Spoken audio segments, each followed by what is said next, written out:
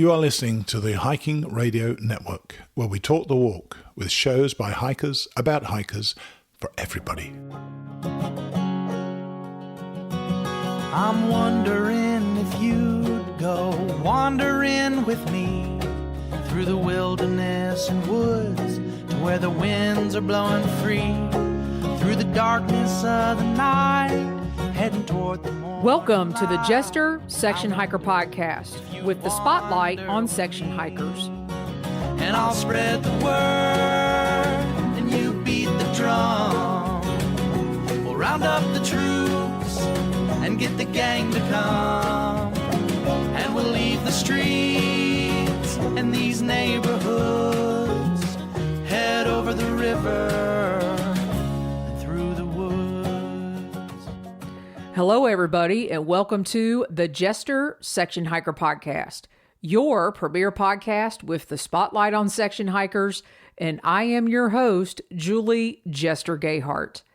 I hope you all are enjoying this series of episodes where I am introducing you to section hikers that are out on the trail specifically this year in 2022. So far, you've heard from Charlie, Carol and Debbie, Kate Stillwell, Celeste, Kelly, and this week I introduce you to Sara Chappell. And in keeping with tradition for these episodes, here's a little more about Sara from her bio. Sara Chappell, or also known as Troubadour, is a very busy woman. A mom of 2 girls, nanny to a third, and the owner of a happily successful home bakery business. She enjoys singing, playing her mountain dulcimer, and writing songs about the trail. Troubadour hikes for a few reasons: to reconnect with wild places, to get reacquainted with herself, and to test her limits so she can grow stronger. The Appalachian Trail is her favorite. Each summer since 2019, she has embarked on long section hikes between 100 and 200 miles. She sings to the mountains, forages for mushrooms, and learns the history of the people and the places she walks through. You can follow her adventures, life lessons, and songs on YouTube and Instagram at Troubadour Outdoors. Thanks for coming back for this week's episode, and stick around after the interview for a special ending with some music by Sara singing and playing her mountain dulcimer.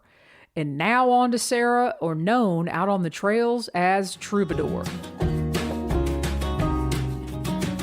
All right, you guys, welcome back to the podcast. And today's newest member of Jester's class of 2022 section hikers, let me make sure I get this right. She is a part-time baker. She is a nanny. She plays the mountain dulcimer, and she is out section hiking on the Appalachian Trail and plans to be out there this July. So this episode is dropping perfectly. So please welcome to the show, Sara Chappell, or otherwise known as Troubadour. Hey, Sara. Hey, Jester. Thanks for having me on. Okay, did I get that right? You got it all right. Yeah. Okay, perfect. It's all right. And I'm really interested in, I know you want me to be interested in the baking part, which I'm interested in that. But I'm exceptionally interested in this mountain dulcimer thing. So first of all, explain what that is. And I'm going to kick this off, not talking about hiking, but your music. Ooh, okay, cool. I like that. So a mountain dulcimer, I know a lot of people, when they think of a dulcimer, if they've heard of a dulcimer, they think of a hammered dulcimer, which is like you stand up to play it. Some people can sit down and you kind of bang the strings with little hammers, and it makes a really beautiful sound. A mountain dulcimer is different because it's much lighter. Sometimes I carry it on the trail with me. It's like long and slender. You sit it on your lap and just strum it with your fingers, and there's a little stick you can put on the strings to slide, a slider. You slide it up and down, and it makes a real beautiful sound, and I love it. It's my favorite. And when did you start playing the mountain dulcimer, or how long have you been into music in general? Oh, I've been into music forever. But the mountain dulcimer, I started that during the pandemic, like the first, basically. Wow. Yeah. I was like, I used to be in a band, and I really miss those folks because I don't have musicians to jam with currently. And I thought, I'm going to have to learn an instrument, like singing. My voice has been my instrument for so long. But in order to accompany myself musically, Wow. I just decided I was going to try this thing because I always thought it was interesting. And it's an Appalachian instrument. That's what I was getting ready to say. That is not your normal instrument. And whenever I've seen any true Appalachian bands, or what I call Appalachian bands, playing singing music, ballads, and folk music, someone is always playing. I guess now I know it's officially called a mountain dulcimer. So, I mean, I just want to go down that entire rabbit hole instead of talking about section hiking, but we're going to talk about section hiking. So obviously you were inspired by the Appalachians for that music or learning to play that instrument. Absolutely. And have you written songs on your section hikes? I have. I've actually written 2 songs about section hiking, about long distance hiking. So excellent. So tell us the titles of those songs. The first one is The Vagabond Life. And the second one is Mother Walking, and it's specifically a song for mothers who go out and do long distance hikes on their own. So, and hopefully, as we are talking, the listeners have gotten a taste of one of your songs in my introduction. So I say bravo and job well done on, it's not every day you hear someone go, well, I just picked up this instrument and decided I needed to, start learning this to accompany myself singing. So congratulations. Thank you so much. I appreciate that. So about the music, where can people find your music? And I'm sure your hiking is in the same, either YouTube or something like that. So where can people go? I put both the hiking vlogs and the music vlogs on the same channel, Troubadour Outdoors, because it applies to being a troubadour and being outdoors. So, yeah. Excellent. So that's where they can find me. Listen, that's a perfect segue because now you have to tell us how you got the name Troubadour. Okay. So Alpha Gal, our mutual friend, actually helped me realize that name back in 2018. So a troubadour is a French medieval poet and singer, and with the exception of the French medieval part, I am that. And I used to refer to myself as such, as sort of a troubadour of the trail, but it wasn't my trail name at the time when I was just starting section hiking, and I was actually following Alpha Gal on YouTube. And I commented on one of his videos, and he actually responded back. And the first thing he said was like, hey, Troubadour, or thanks, Troubadour. And I was like, whoa, he said that as if it were my trail name. And I really like that. That's my trail name. So that's how that happened. Thus, the Troubadour, like not the Troubadour, it's Troubadour. Troubadour. Just Troubadour, yep. And see, you put something out on Instagram that, oh, should I keep this or whatever? And I was like, oh my goodness, what is she doing? So I'm assuming Instagram voted and you're keeping Troubadour, right? Yes, Instagram voted. I had a friend who was strongly urging me, not once but twice, that my trail name should be Mixtape because I make a lot of mixtapes. And it had a cool ring to it, but I was probably always going to keep Troubadour. I just wanted to know what all of my friends out there in the Instagram universe thought. And all of them but him voted to keep it Troubadour. So... well, there you go. Troubadour it is. So obviously we have brought up the Appalachians and the Appalachian Trail, and that is where you are going to be hiking this summer. But take us back to where and how you got involved and why section hiking on the AT. Well, when I was in my early 20s, I met a guy who told me he had just through hiked the Appalachian Trail. And at that time, I had no idea what the Appalachian Trail was, even though I grew up like a part of every year in the Appalachian Mountains because my grandmother lived there.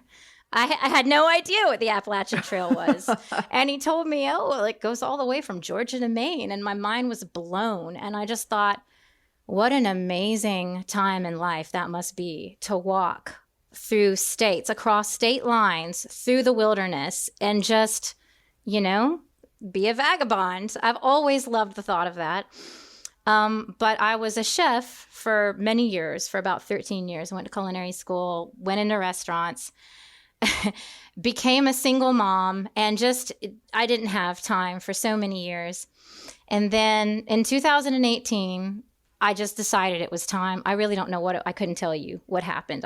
It clicked. I was like, if I don't start doing this, I'm just probably not going to be able to do it because by the time, my kids are gone and I'm working less, I finally retire. If I ever retire, that's cute, right? To think I might retire. But I was like, I have to start. And, perhaps if I'm getting that kind of training in every year on section hiking, even if I do manage to section hike the whole thing, I'll be in good shape to through hike it all over again in one go if I want, or maybe the MST or something. But I just knew I had to start. So I started. And I love how you threw the MST in there. Thank you so much. Oh, yeah. Well, I love it. I grew up across North Carolina, so I love the MST. Well, there you go. Well, after the AT, you have to come over to the MST. I'm going to hold you to it. Definitely. I plan to. So so how many miles have you done on the AT so far? Almost 500.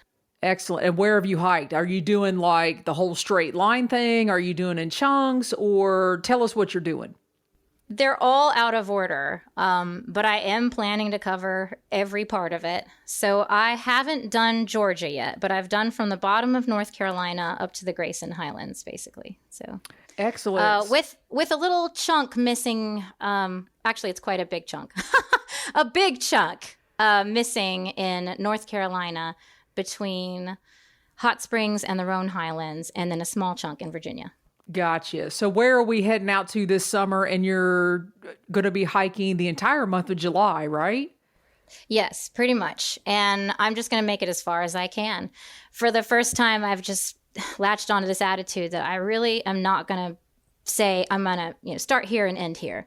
I'm just going to pick up where I left off and just go as far as I can. Maybe I'll make it to the Mason-Dixon line. That'll be awesome. Perfect. And you know what? This year I've taken on that attitude as well. And it really gives you a great sense of freedom. Absolutely. It really gets you into that, I don't have to do this. I want to do this. And I want to be out there. And I want to absorb everything that the trail has to offer. And when you don't have that Excel spreadsheet telling you what you're supposed to do. Oh, wow. Yeah. Yeah. I definitely don't want to make hiking an Excel spreadsheet type of thing. I try to get away from stuff like that. Yeah, don't do it. So, I promise you, don't do it. Yeah, I won't ever do that. Pretty sure. So you're going to try to make it to the Mason-Dixon line. So where are you starting? You may have said that already, but remind me where you're starting. I'm starting in Northern Virginia, like the very northern Shenandoah part. So excellent. Like the top third of the Shenandoah, I have not done. So and are you going to be and everything north of that? Are you going to be carrying your mountain dulcimer with you? I might. I haven't decided yet. Sometimes I do, sometimes I don't. I think it's better when I go on shorter hikes to carry that, just because it's not that heavy, but it's a little bit cumbersome. And I don't always get it attached to me quite right. And then I'm bumping it with my leg and my head, I was going to say, where do you carry it? I imagine just on the outside of the pack, right? It's a real, it's tricky. And it's best when I have someone with me too, because they can help me readjust. Like I had my daughter with me the last time. She's 14 and I have been taking her out since she's 11. Excellent. And she was with me and I would stop and be like, please adjust that. She would adjust it and I'd keep going without having to take stuff off. So on a solo hike, I probably don't know if I want to take it that far. So probably not, but I am going on a short hike with her beforehand, sort of a shakedown like I do every year before the long ones. And I'll take it then. Perfect. In June. Yeah. So what is your logistical plan this summer? Are you sending yourself boxes? Are you just going to wing it and go for it? Or what is your plan? I always send myself boxes, not for every resupply, but for at least half of them, because it's like sending yourself a care package and it's always exciting to see those yummy things you picked out for yourself. Okay, you are a baker, so what are you? Yeah. What sweet goodies are you going to bake and send yourself? Lots of homemade chocolate chip oatmeal cookies. Ooh, yummy. Yeah, a bag for every box. Do those hold up best in Those hold up the best, I was going to say, because you got to be careful with what treats you actually send yourself. If they're going to be all melted in the bag. And you know what? We're hikers. We're going to eat it anyway, right? Pretty much. Yeah. But I don't want to send myself cream puffs or anything, No. Curdled, cream is not good. So, Well, what is your favorite thing to bake since you're a baker? Well, I love the cream puffs actually, because they're so pretty and fluffy and light. I think they're actually like the lightest thing, like the lowest calorie and the most airy and light and fluffy things I make too. But they're still delicious. So they're my favorite. So since you went to culinary school, are you really creative with your meals? I mean, do you really get into it, or do you just, do the ramen thing like everybody else does? Kids have sort of beaten some of the creativity right out of me because they don't want to try much. My older one has always been more adventurous. I have a 9 and a 14-year-old, and the 9-year-old is not having anything interesting at all. So Nothing. And I don't always want to cook 2 meals, one for us and one for her. So a lot of the time I just kind of try to keep it simple. But I do on occasion, maybe a couple times a month, throw something really cool and ethnic and different in there. And she has liked some of them. So she likes Indian food, which is good because that's my favorite. So excellent. So Mediterranean. Are you dehydrating stuff or doing any of that kind of stuff to take out with you, or? No, I'm not a big dehydrator. I like dehydrated stuff, but I don't have one and I don't do it myself. That would be awesome. I'd like to learn to, but I don't. But you don't. Well, I don't Not either. currently. I'm the worst when it comes to food. I just like don't that. even want to think about it. Yeah. It's always the last thing that I do because it's a necessity. Yeah. But it's probably the last thing I think about. So what are you looking forward to the most this summer? Because I know if you're like me and you have that chunk off in the summer, it's like you spend all year anticipating, being out on the trail. So what are you anticipating? Oh, honestly, the peace more than anything, because I work for 2 teachers, so I get the summers off from her kids. But mind you, I'm also getting that time off from my own kids and my spouse, who I love dearly. But just time alone is very, very precious to me because I do feel incredibly busy most of the time. And I like to get reacquainted with myself. And I'm just looking forward to that. Who am I? I always find out when I'm out there. I find out how strong I am and how much I can put up with. And it's, and it's peaceful. So yeah, that's what I'm looking forward to. I love that. And also, do you become maybe more creative? Do you have your best ideas when you're out there? I mean, you're a creative Absolutely. person, you're a songwriter, you're a baker, so you're probably constantly thinking about that kind of stuff. Or do you put that to the side? No, sometimes I try to, but my mind always goes back to, singing and songwriting a lot. I write lots of songs, most of which never get put down on paper, sadly, but I will just be, thinking and singing out there and thinking of songs I want to write, poems I want to write down. Some of them get written down, most of them don't. But as far as baking, I don't think as much about that. I think about what I want to do differently with my kids when I get back. I think about ways to be a better parent when I get back, stuff like that. So do your kids like, oh no, she's coming home, God knows what she's going to have us do? Or No, I think they love it when I come home because they can tell I'm like a different woman in a good way. That's awesome. That's awesome. I've got more pep in my step. Yeah, they like it. So what would you say you enjoy most about just hiking or section hiking in general? What do I enjoy most about it? Well, little things like waking up in the woods and having breakfast, with the birds. Fire at night when I can do it, when everything's not too wet, which happens a lot in the Appalachian rainforest. So, but I like a nice fire and some whiskey in the evening. Oh, yeah. Before I get into my tent. I love waking up with the birds and eating my breakfast. I love just moving my body all day through wild places and, seeing wildlife. It's just everything. It would be very hard to narrow it down, but it's all those little things that I love. Do you think as a section hiker, because I asked myself this too, and I've asked other guests on the show, we are alone a lot out there because depending on what time of year we can go. You know, we're never in this like bubble of hikers that are out there. And the Appalachian Trail, of course, is known as like the community trail. You know, there's a lot of people on the trail. And I never saw that a lot as a section hiker. And I had a lot of alone time. Have you found that as well as a section hiker being out there? I have. And in the past, I've taken my husband with me, which is really nice. He can't get the time off this year, and that's fine because I wanted to have a nice long solo hike this year. But I do find that I have definitely started after the bubble. And if I do encounter through hikers, they're either the late starters or the stragglers, you know, Right. the ones who are smiles over miles, which is great.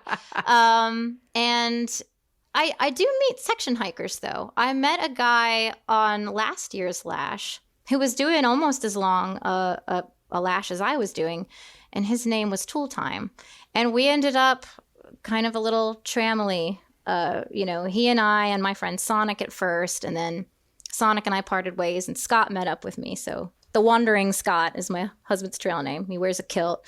And so cool. he and I and Tool Time were just a little tramily of three. And we, you know, it was so great. I loved him. He was a fabulous person. And we left our filter at a shelter one day, and we knew we'd see him again and just hoped he'd noticed that we left it. And sure enough, he had, and he brought it to us. It's just, it's nice when that happens, because when you're on your own, and you don't necessarily want to hike 12, 14, 20 miles backwards to get a filter. So no, and that to it me, is nice having people. That's trail magic. Yeah. That to me is trail magic. That's what I said. I was like, that's the most magical trail magic, because I need this filter above all things. So when those random things happen, like, you know, somebody saying, hey, yeah, I brought your filter to you. You don't have to go 20 miles back.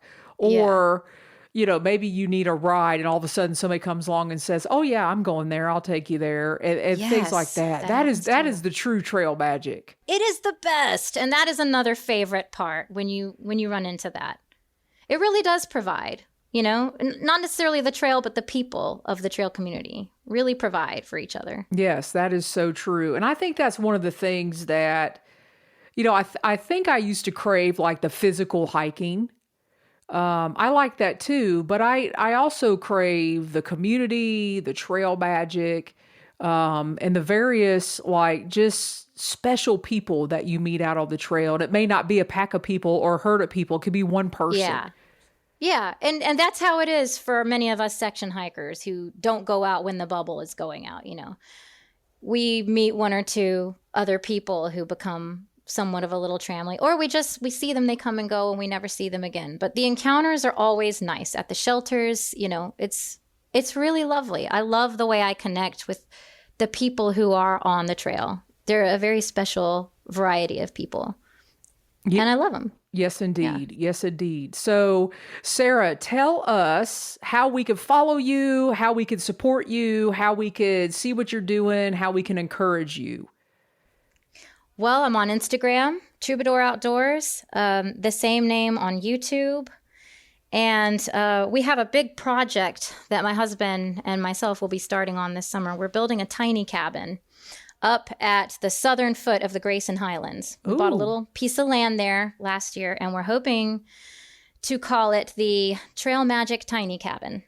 Awesome. It's going to be a place where hikers can, you know, it's literally just around the corner, down the road, a few miles. So we can pick people up.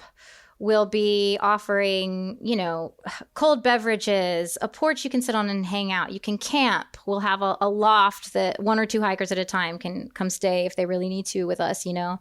Just a place for hikers to gather when they're tired before they head up into the Grayson Highlands, you know, if they just want a little fun stopover. And we're not going to charge. It'll all be donation only. Or none, you know, just come and hang out. I mean, my mouth is wide open. Like, I know I'm hidden behind the mic, but I'm like, that is awesome. So the Trail Magic Tiny Cabin. So you're going to be working on that when you get back in August. And when are you guys hoping to, are you going to like maybe kick it off next season or this fall, or what are your...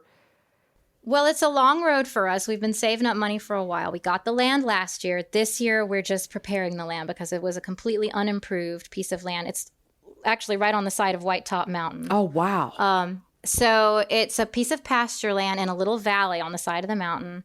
We have to go and like bush hog down a bunch of really overgrown weeds, build a driveway, build a nice fire pit, make it a place where we can camp in the meantime, you know. And then next year, we're hoping to start building our tiny cabin.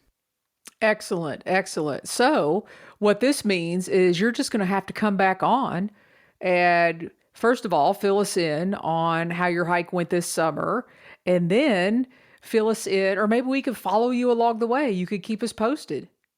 Yeah.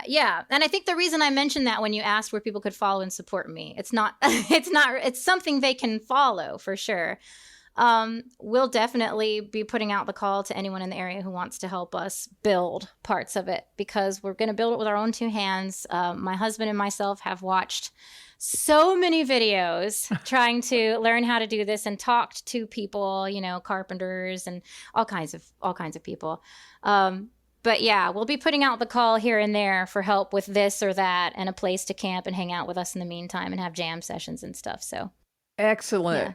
Excellent. Well, Sara, happy hiking this summer, happy trails, and we will catch up with you sometime in the fall. Thank you so much. Thanks for having me on. This was really fun. Yes, excellent.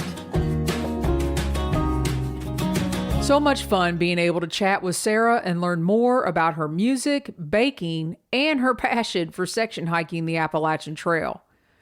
Please be sure to follow Sara over on Instagram and check out her music on YouTube. You can find her on both media outlets by searching for Troubadour Outdoors. Have a great time out on the AT this summer, Sara, and we all look forward to following along with you on your journey. Next week, you're going to hear from an individual who has put her heart and soul into the West Virginia Scenic Trails Association and section hiking the Allegheny Trail. The Allegheny Trail is a 287-mile north to south trail with its northern terminus on the Mason-Dixon line at the Pennsylvania-West Virginia border near Brewston Mills. It winds its way south until it meets the Appalachian Trail on Peters Mountain at the Virginia-West Virginia border and is marked by 2-inch by 6-inch yellow blazes. Just a quick reminder to check out Sara's guest bio that will be directly linked to this episode on the Jester Section Hiker page, which can be found by going to hikingradionetwork.com. You can also help support in the production of this podcast and all of our shows produced by the Hiking Radio Network by leaving us a donation while you're over there as well. You will see that donate button as you are looking at today's show notes, pictures, and Sara's bio. And instead of closing out with the amazing Okie Dokie Brothers this week, here's an original song from Sara titled Mother Walking, her song for those backpacking mamas out there on the trail. Thanks for listening, be safe out there, and happy section hiking.